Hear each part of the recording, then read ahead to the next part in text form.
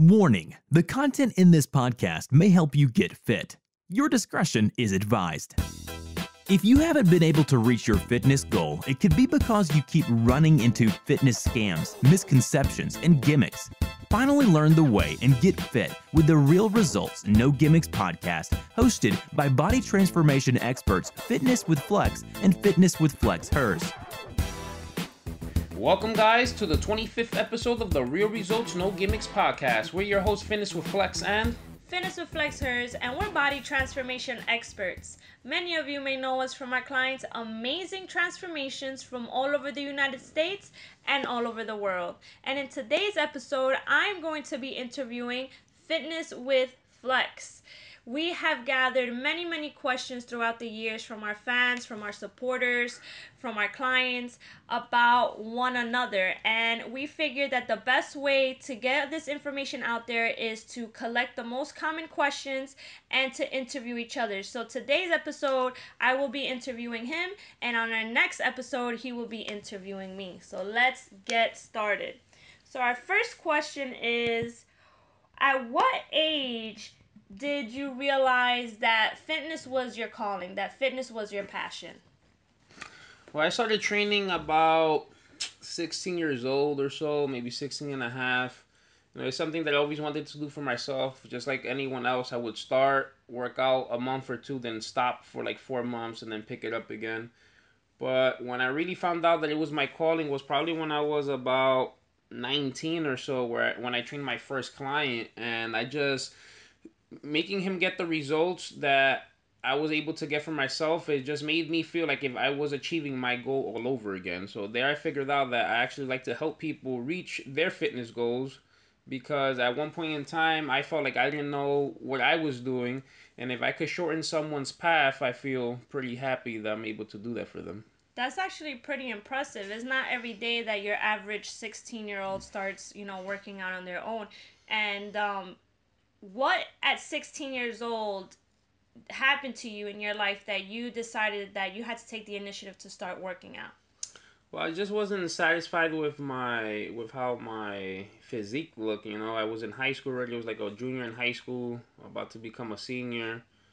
You know, during that time, you're getting into girls and stuff like that. Hey. I don't know. I just didn't feel confident in myself. You know, I was a little bit overweight, chubby, and stuff like that. And I just wanted to feel better about myself. I wanted to be able to take off my shirt and not have to feel self-conscious about myself. And basically because of that, I also did look into like health and stuff like that.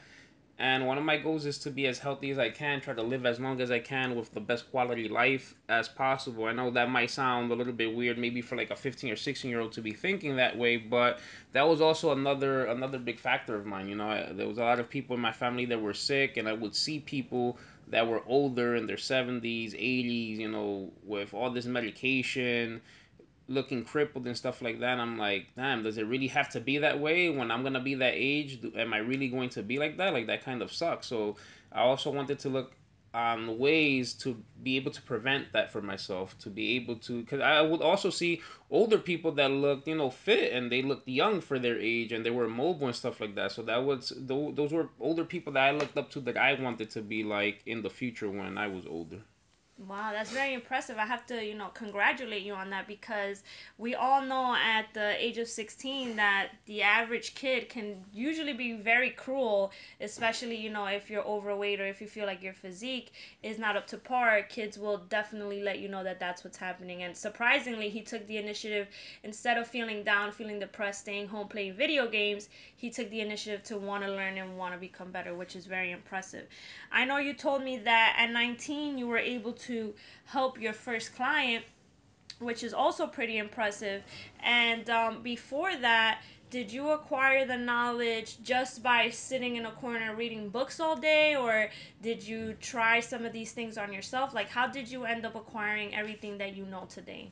Well, it's a little bit of both, you know. I did do a lot of research. I did read a lot of books.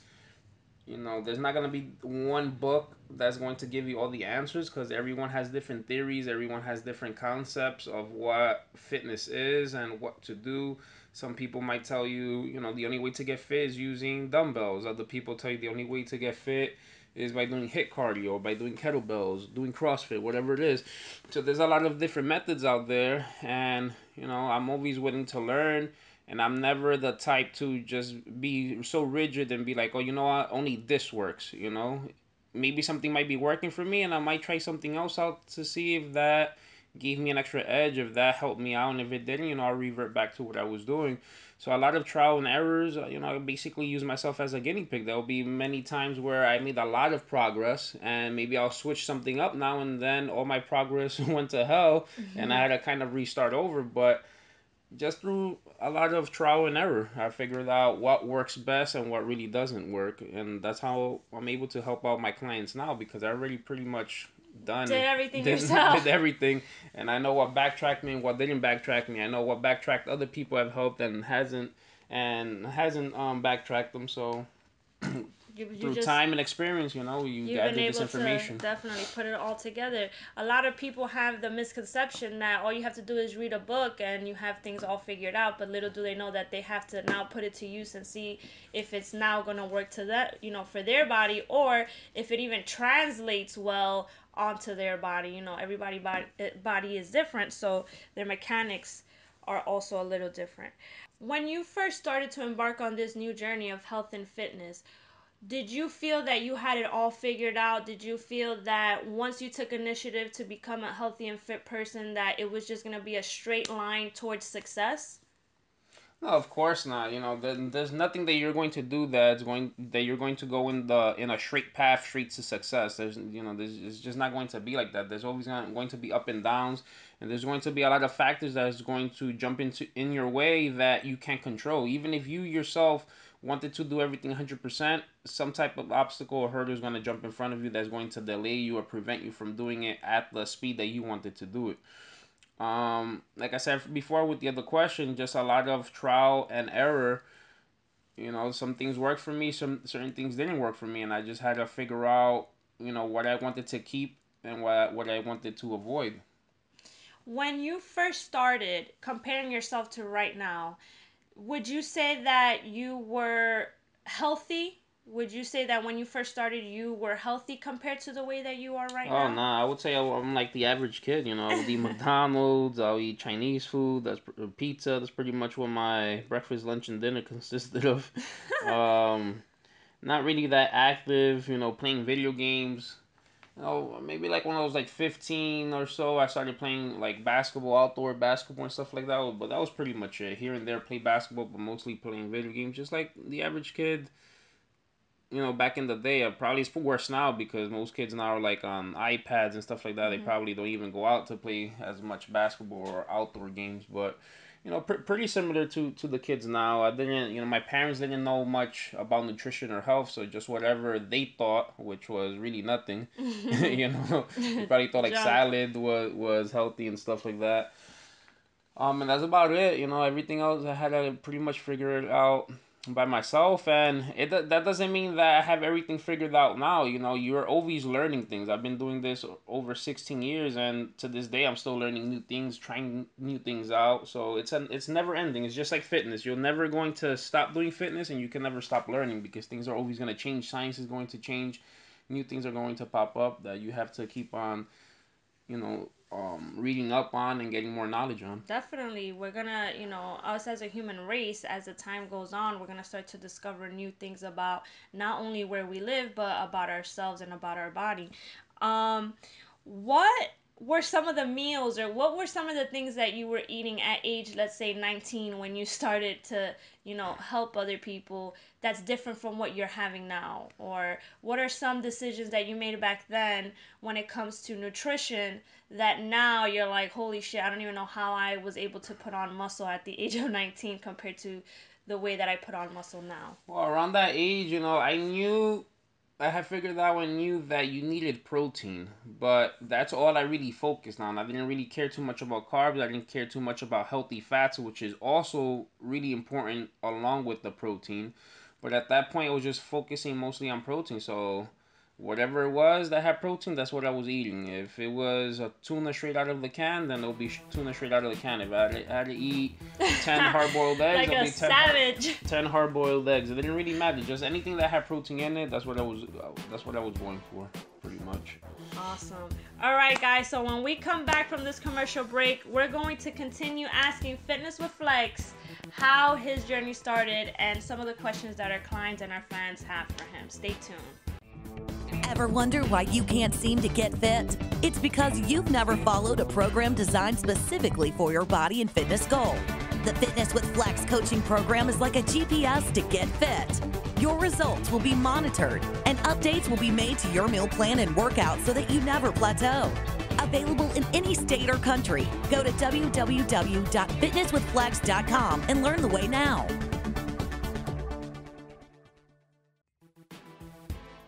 And we're back. All right, Fitness with Flex. Next question. What is one of the biggest obstacles that you had to face, or what was something that you can remember for a lifetime that you had to face in the beginning of your journey? Well, one of the obstacles was going to the gym strictly, whether I was sick, not blizzard, Oh my no God. matter what if it was raining or not, and just not seeing the results for the effort that I was putting in.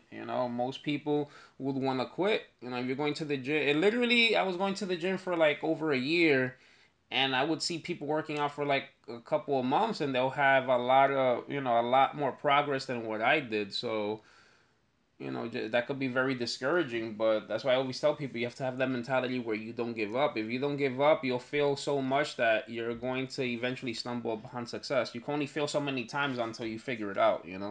Failing sucks, but it's just part of the journey. And I would say that was one of my biggest obstacles. There was a lot of times that I would want to quit. My friends would make fun of me, like, oh, you've been working out for years and it doesn't even look like you work out and blah, blah. It's just not about working out. You have to have the whole game plan down. You have to know how much you have to rest. You have to know how much food to eat, the types of food to eat for your goals. It's just not about working out. I had the discipline down for working out. Like I said, I'll show up at any time, even if I had a fever. It don't matter if I worked the whole day, then went to school, and then I will still show up at the gym. So I had that down at least. But the knowledge is not what I had down, which is why it took me a while to really start to see results. What were some sacrifices that you had to make in order to be able to get to where you are now?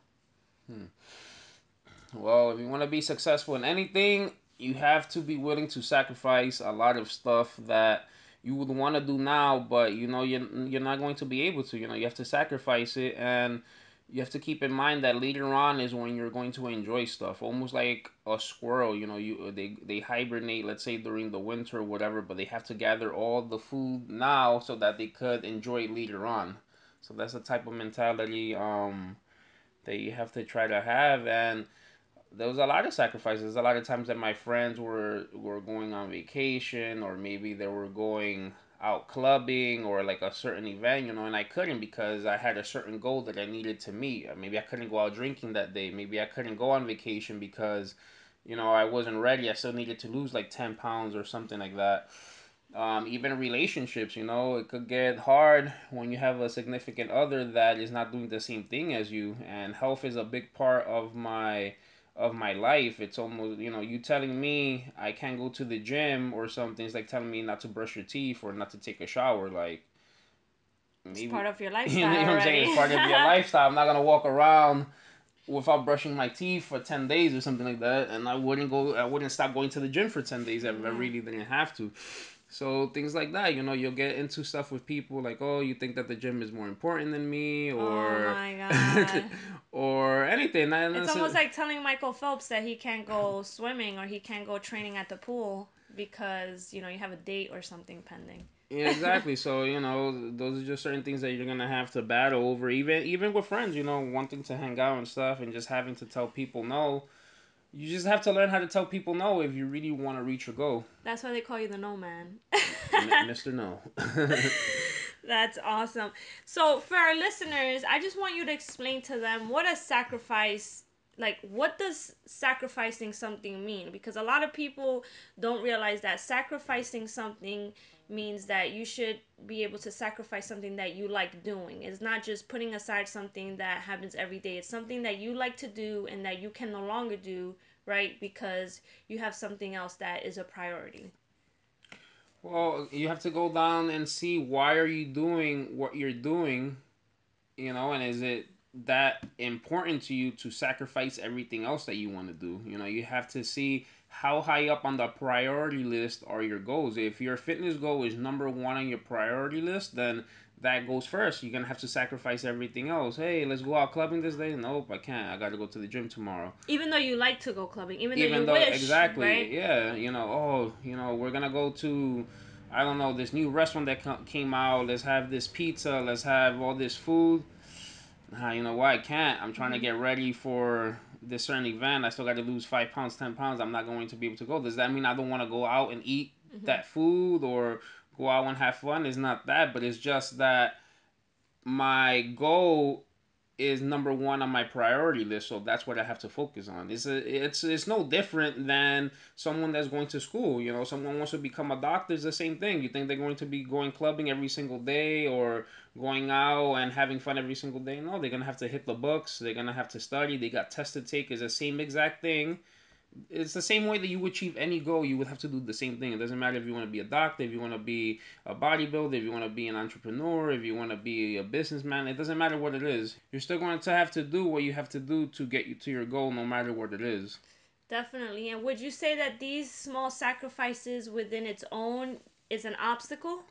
A lot of people don't really think that these sacrifices are an obstacle, but I believe that through the many years that we've been operating, that these are the things that will probably make the average Joe quit.